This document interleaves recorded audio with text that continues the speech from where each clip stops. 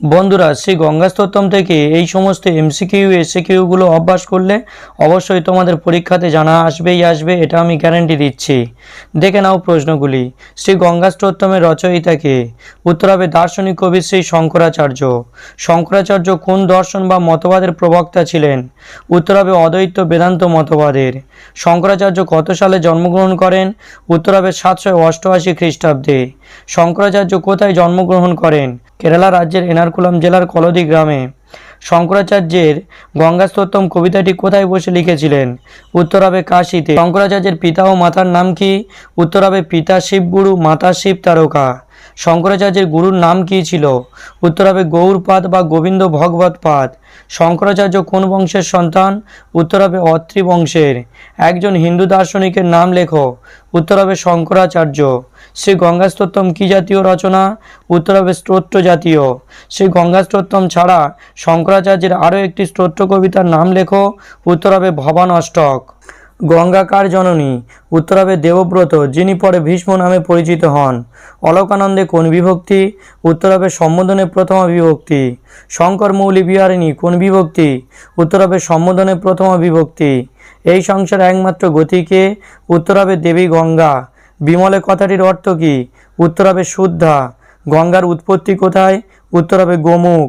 গঙ্গার তীরে যাহার বাস, মৃত্যুর পর তাহার কোথায় বাস হয়? উত্তর হবে বৈকুণ্ঠে। বৈকুণ্ঠে তস্য নিবাসহ। তস্য পদের দ্বারা কার কথা বোঝানো হয়েছে? উত্তর হবে গঙ্গার তটে বসবাসকারী ব্যক্তির কথা বোঝানো হয়েছে। গঙ্গাকে কোন বৃক্ষের সাথে তুলনা করা হয়েছে? উত্তর হবে কল্পলতা বা কল্পতরু বা কল্পবৃক্ষ। গঙ্গার অপর নামগুলি কি কি? বা পাঠ্যাংশ অনুসারে গঙ্গার বিশেষণগুলি উল্লেখ করো বা গঙ্গার প্রতিশব্দগুলি লেখো। উত্তর হবে জাহ্নবী, অলকানন্দা, ভাগীরথী। মুনিবর কন্যে কাকে বলা হয়েছে? উত্তর হবে গঙ্গাকে, কারণ তিনি জন্য মুনির কন্যা বলে। কুমতি কলাপম শব্দের অর্থ কী? উত্তর হবে কুবুদ্ধি সম্পন্ন বা কুবুদ্ধি সমূহ। তমসী গতির্মম, তম পদের দ্বারা কাকে বোঝানো হয়েছে? উত্তর হবে দেবী গঙ্গাকে। ত্রিভুবন বলতে কি বোঝায়? অথবা গঙ্গা কটি ভুবনকে পরিত্রাণ করেন? উত্তর হবে স্বর্গ, মর্ত্য, পাতাল লোককে।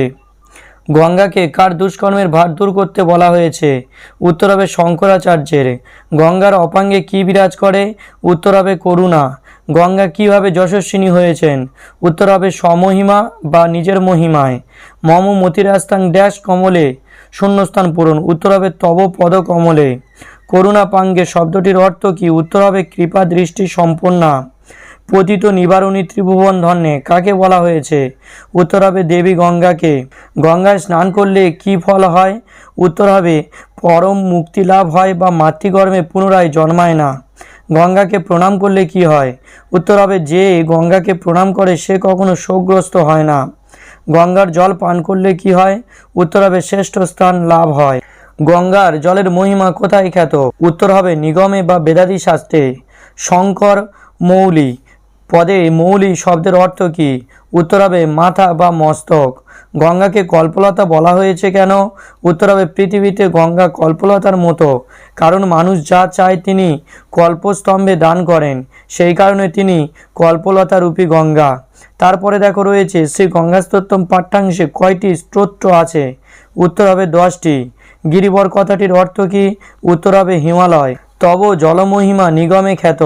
এখানে মহিমা পদটি কোন লিঙ্গ? উত্তর হবে স্ত্রীলিঙ্গ।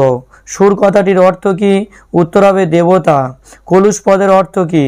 উত্তর হবে পাপ। শঙ্করাচার্য রচিত একটি দার্শনিক গ্রন্থের নাম লেখো। উত্তর হবে শারীরিক সূত্র ভাষ্য। তব কৃপয়া কার কৃপায়? উত্তর হবে দেবী গঙ্গার কৃপায়। জঠর শব্দের অর্থ কী?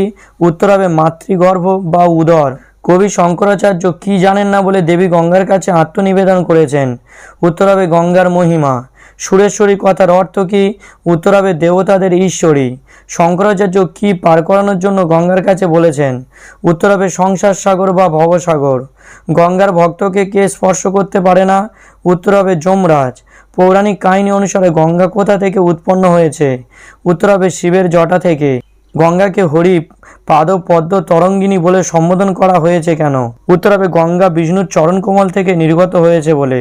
তো বন্ধুরা, ভিডিওটি কেমন লাগলো অবশ্যই কমেন্ট করে জানিও, এবং ভিডিওটি ভালো লাগলে অবশ্যই লাইক করে দিও, এবং চ্যানেলে নতুন হলে চ্যানেলটি সাবস্ক্রাইব করে দিয়ে দ্য বেস্ট এডুকেটামের সঙ্গে যুক্ত থেকো এই রকমের ভিডিও সবার আগে তোমার কাছে পৌঁছে যাওয়ার জন্য।